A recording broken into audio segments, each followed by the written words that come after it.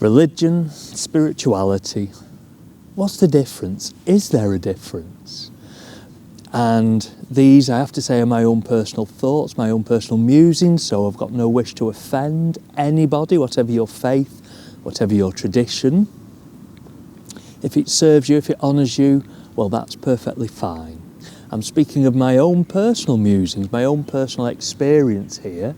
So back in the day, I used to sort of lump together spirituality and religion and pretty much disregard them. I wasn't moved, I wasn't drawn to any particular faith or tradition. But then as I got older, I began to inquire what's it all about, and I explored some of the major religions of the world. I've got my own childhood experience. I was brought up Church of England, and really I would just consider myself to be a cultural Christian. I celebrated each of the major festivals, but without integrity on my behalf. I didn't look any further, any deeper than the celebrations. When it comes to spirituality, again, I was overwhelmed by the different practices, the different spiritual practices and traditions. And for myself, I found that yoga moved me, yoga called to me, because it has an actual history. There are texts, there's writings that go back hundreds, thousands of years about a shared experience. So yoga as a spiritual inquiry was what moved me, what broadened my inquiry.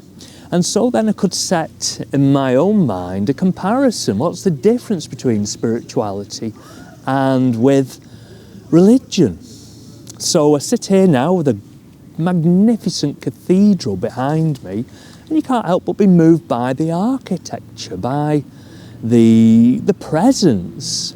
And then when you reflect maybe upon the presence, it makes a bold statement. There can be an element, if you like, of control with religion, and usually the newer religions superseded the older religions, and usually they take over an older religious or spiritual site by placing a church, a cathedral or whatever, whichever country you're on, whichever the dominating religion is, they supersede the original religions. And so that element of control, and that's where for my own personal journey, a little bit of friction. I found I had a little bit of a problem when I looked more into the reasons behind certain religious traditions. So there's this control. The cathedral behind me, built many hundreds of years ago, but it would have cost a considerable amount of money back in the day. Where did that money come from? The people. So we paid for the cathedral, we paid for the churches, and what comes with the religions is a cultural control as well. We obey the rules, we obey the traditions, and I mean, you're free to obey these days, but back in the day, not so free. It was more, it was inflicted upon you. So already I've been in my own personal inquiry. There's a substantial difference, there's a rift between a mystical or spiritual experience and then religion. And again, whilst I'm just talking about religion, you are in a way required to believe a certain set of rules. So to get to wherever, heaven, hell, you follow these rules, and these are rules that are judged, they're put upon you by whatever the deity is. So again, it seems it's not a personal inquiry, it seems something that's overlaid upon you. And then once you've got this, you've got your religion, you've got your beliefs, there's a need then to defend these religious beliefs. And that's where I think a root of a lot of the problems in the world now are arising. So that's religion, spirituality, and it's just a vague overlay, a vague description of, if you like, the whole of spirituality. But my experience is it's more your own personal inquiry. It's what you experience, what is revealed through whatever your spiritual practice may be. Now, there can be guides, there can be teachers to maybe relay certain experiences, but it's not being told what to believe, not being told what to experience. The way that I teach my traditions is I don't spoon feed them, because for me a tradition arises when certain experiences between different individuals are the same, and so there must be something tangible, something that these different people have experienced, and so it's not something that they've just, if you like, made up, or it's not something that they're just passing on to you because they was told what to pass on.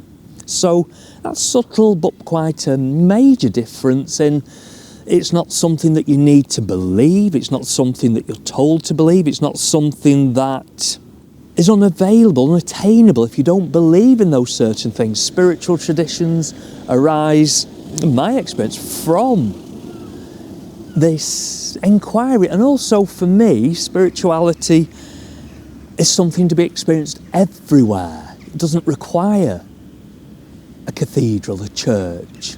I like the idea of in the days gone by in the Northern Europe, the Druids, they celebrated in groves, in oak groves, in forests, in nature. There's not a price to be put on nature, it just simply is there. And again, my own inquiry, when I take myself off around India, I see, of course, there are ashrams, there are temples, but when I see these yogins out in the forest, in the jungles, in the middle of nowhere, again, it's nature is their cathedral, nature is their church, their tradition in a way. So religion, and again, I really don't wish to offend anybody, but I find there can be a belief system, a pattern, an order to which you have to follow, rules. The religious attitudes as well can be very judgmental. If your deity is so omnipresent, why does it need defending? Spirituality, I find, is more general. It's more a personal approach, a personal experience. So these are my musings, my thoughts. What do you think? You can leave a comment. As I say, I wish not to offend anybody. These are just my own personal views and my own personal experiences. Well, thank you for listening to my musings, sharing my thoughts, sharing my practice, sharing the love.